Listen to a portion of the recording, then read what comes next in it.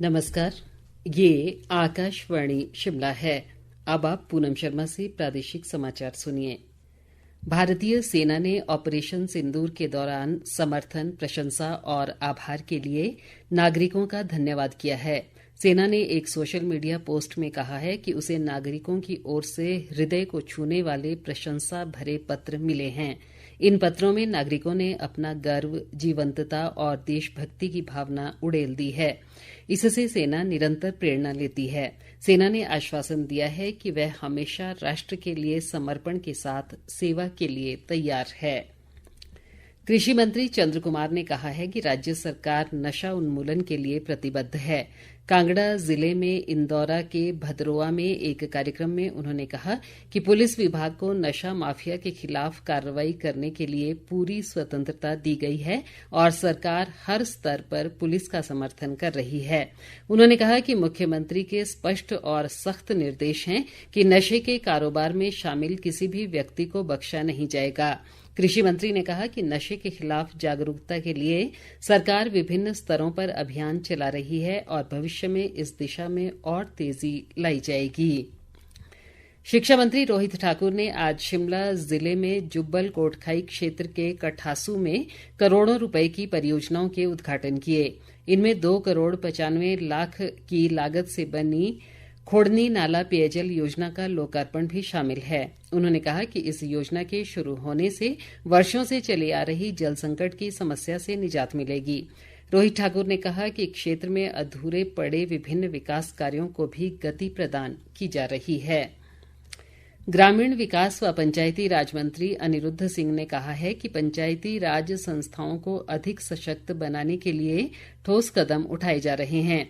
शिमला जिले में कसुम्पटी क्षेत्र के जनेड़ घाट में आज एक मेले में उन्होंने कहा कि सरकार ग्रामीण क्षेत्रों के सतत विकास के लिए प्रतिबद्ध है। अनिरुद्ध सिंह ने कहा कि स्थानीय लोगों की समस्याओं का समाधान करना उनकी प्राथमिकता है।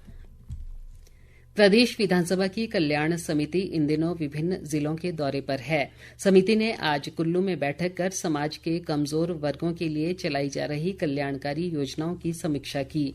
समिति के सभापति मोहन लाल ब्राक्टा ने कमजोर वर्गों के लिए कल्याणकारी योजनाएं प्रभावी ढंग से लागू करने पर बल दिया। उन्होंने अधिकारियों को समिति द्वारा दिए गए अहम सुझावों को जल्द लागू करने को कहा है। शिमला के रिज मैदान पर पूर्व मुख्यमंत्री स्वर्गीय वीरभद्र सिंह की प्रतिमा का अनावरण 15 जुलाई को किया जाएगा। लोक निर्माण मंत्री व वीरभद्र सिंह फाउंडेशन के अध्यक्ष विक्रमादित्य सिंह ने शिमला में पत्रकारों से बातचीत में कहा कि पहले ये कार्यक्रम 23 जून को निर्धारित किया गया था, लेकिन शीर्ष नेतृत्व से चर्चा के बाद इसमें बदलाव किया गया है। उन्होंने कहा कि वीरभद्र सिंह फाउंडेशन गरीबों और वंचितों के लिए कार्य करेगी। जो लेगेसी है वीरभद्र सिंह जी की, जो काम उन्होंने हिमाचल प्रदेश के अंदर किए हैं, उसको हम आने वाले समय में नई ऊंचाइयों पर लेकर जाए, ये हम सब का उद्देश्य है, ये हम सब की सोच है। और निश्चित तौर से जैसा मैंने आपको कहा कि अनवीलिंग ऑफ द स्टैच्यू वो तो केवल एक पहला कदम है, मगर in the times to come उनके दिखाए हुए रास्ते पे उन्होंने हमेशा दलगत राजनीति से ऊपर उठकर हिमाचल प्रदेश के हितों को रखा, चाहे बतौर प्रदेश के 6 बार मुख्यमंत्री के रूप में, चाहे केंद्रीय मंत्री के रूप में, चाहे सांसद के रूप में, चाहे पार्टी अध्यक्ष के रूप में, चाहे नेता प्रतिपक्ष के रूप में। उन्होंने हमेशा हिमाचल और हिमाचलियत की बात हर मंच के ऊपर करी और हमने उसी दिखाए हुए रास्ते पर आगे बढ़ना है। हिमाचल के इंटरेस्ट को आगे लेकर जाना है। उत्कर्ष अभियान के तहत कांगड़ा जिले के नरवाणा खास में आज जिला स्तरीय गौरव दिवस मनाया गया। इस कार्यक्रम में लोगों को सरकार की कल्याणकारी योजनाओं की जानकारी दी गई। इसके अलावा विभिन्न विभागों की विकासात्मक प्रदर्शनियां भी लगाई गईं।